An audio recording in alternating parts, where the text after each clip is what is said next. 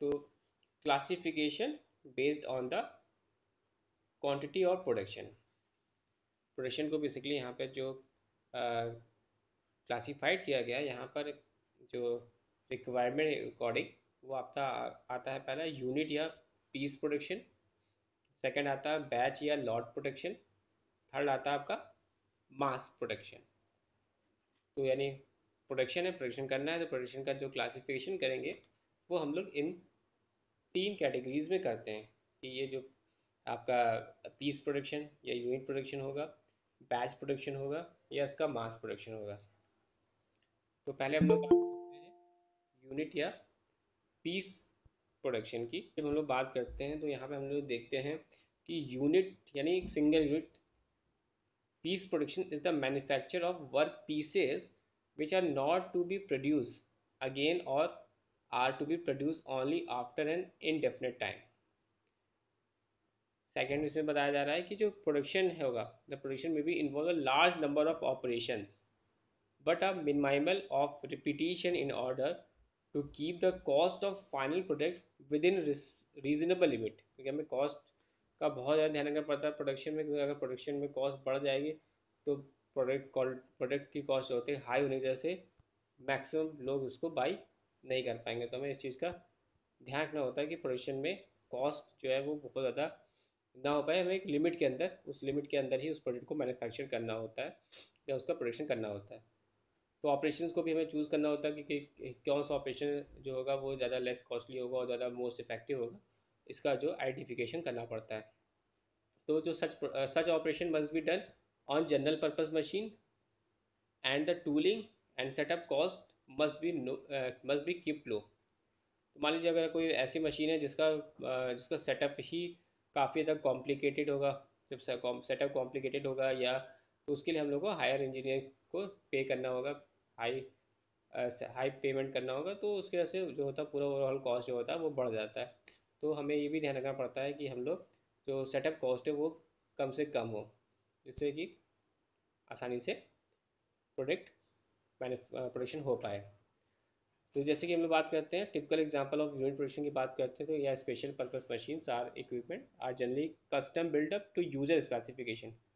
और बेसिकली इसमें most repair jobs can also be included in this category. तो पहला जो सिंपल प्रोडक्शन जो होता है वो हमारा आता है यूनिट या पीस प्रोडक्शन में आता है। सेकंड जो होता है जिसमें कि हम लोग बैच की बात करते हैं, बैच या लॉट प्रोडक्शन की। तो बैच या लॉट प्रोडक्शन की बात करते हैं तो बैच या लॉट प्रोडक्शन जो होता है वो basically characterize by the manufacture of the parts in batches. तो ये बैचेस में जो होता है वो प्रोडक्शन इसका होता है, या lots which are repeated periodically. इसमें जो हम पर्टिकुलर बात करते हैं तो several operations are required to be done repeatedly at each work station. तो इसमें क्या होगा कि मान लीजिए कि स्टेशन 1 है, स्टेशन 2 है, स्टेशन स्टेशन 3 है, तो हर स्टेशन पर क्या होगा, पर्टिकुलर कोई ना कोई पार्ट जो होगा वो प्रिपेयर होगा और बाद में वो असेंबल होगा। तो इसमें क्या होता है एडिशनल हमें, यानी यहाँ पर नंबर ऑफ स्टेशन से होकर वो प्रोडक्ट जो होता है वो जाता है। तो हम लोग ये जो कैटेगरी आती है आपकी बैच प्रोडक्शन कैटेगरी के अंतर्गत आती हैं चीज़ें। आगे बात करते हैं तो जो एडिशनल वर्क होल्डिंग डिवाइसेस की जरूरत पड़ती है, क्योंकि अगर आप मान लीजिए कि पहले स्टेशन में गए, फिर दूसरे स्टेशन पे, तीसरे स्टेशन में प्रोडक्ट जा रहा है, तो पहले स्टेशन पे इसको होल्ड करना होगा, इसका जो फिक्सिंग पोजीशन होगी, फिर सेकंड में इसको होल्ड करना होगा, फिर थर्ड पे होल्ड करना होगा, क्योंकि विदाउट होल्ड करके आप इस पर कोई भी ऑपरेशन परफॉर्म नहीं कर पाएंगे। क्योंकि होल्ड होगा, सही से फिट होगा तो इस पर ऑपरेशन हो पाएगा, वरना वाइब्रेशन होगा और काफ़ी ज़्यादा टॉलरेंस जो होगा इसमें गड़बड़ हो सकता है। तो additional work holding devices, multi-tool heads and machine fixtures becomes a economical justified with this type of production। And अगर बात करते हैं तो इसमें जो basically since the cost of any special tooling gets distributed over a large number of pieces, the cost of individual pieces does not increase applicably। On the other hand, the production rate जो होगा, accuracy और repeatability of the product are improved with the use of such tooling। क्योंकि यहाँ पे हम लोग अलग अलग टूलिंग डिवाइसेस का यूज़ करते हैं और अलग अलग टूल्स लगा के जो होते हैं इस पर ऑपरेशंस परफॉर्म करते हैं। Batch production is a suitable for manufacture of products which are needed in reasonably large numbers with slight variation in the size and design. Or these includes small engines, pumps, compressors, switch, gear, kitchen appliances and so on. ये सब हमारी category जो होती है वो batch production के तहत आती है. और an attempt is always made of utilize maximum number of common components in each design. तो ये हमारा हो गया पहला एक सिंगल यूनिट प्रोडक्शन हो गया. फिर हमने यहाँ पे देखा कि बैच प्रोडक्शन किया गया, अलग अलग स्टेशन पे प्रोडक्ट को प्रोडक्शन किया जा रहा है. और थर्ड में हम बात करते हैं लार्ज क्वांटिटी में in this mass production. Mass production in the sense, तो mass production is the characteristics by the continuous production of goods in large quantity. तो हमें ज़्यादा से ज़्यादा क्वांटिटीज़ में प्रोडक्ट चाहिए होते हैं तो हम लोग यहाँ पर मास प्रोडक्शन यूज़ करते हैं जो कि कंटिन्यूस प्रोडक्शन होता है उसमें. और इसकी जो performance of the definite constantly repeated operation at each work place in one of the main feature in mass production. तो इसमें यहाँ पे क्या हो रहा है आप देख सकेंगे. तो एक ही ऑपरेशन जो है बार बार रिपीट किया जा रहा है. Repeated operation in each work place is one of the main features of the mass production. क्योंकि हमें बहुत ज़्यादा क्वांटिटी में वो प्रोडक्ट चाहिए होता है तो हम लोग जो ऐसा हम लोग ऑपरेशन यूज़ करते हैं जिससे कि उस ऑपरेशन एक ही ऑपरेशन से हम लोग हर बार उस पीसेस उसके नंबर ऑफ पीसेस को प्रोडक्शन कर पाए.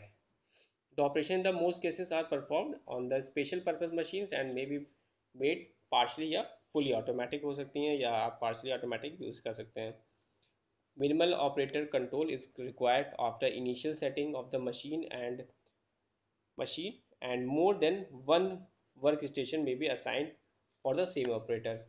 तो ये क्या होगा, तो ये एक ही वर्क स्टेशन पे मान लीजिए एक वर्क स्टेशन हमने तैयार किया और उसी वर्क स्टेशन पे आप नंबर ऑफ पीसेस जो है वो आप प्रिपेयर कर ले रहे हैं, या एक से दो वर्क स्टेशन जो होता है आप इसके लिए कर सकते हैं. नहीं तो आप एक ही वर्क स्टेशन पर सभी प्रोडक्ट को इसका प्रोडक्शन कर पाएंगे.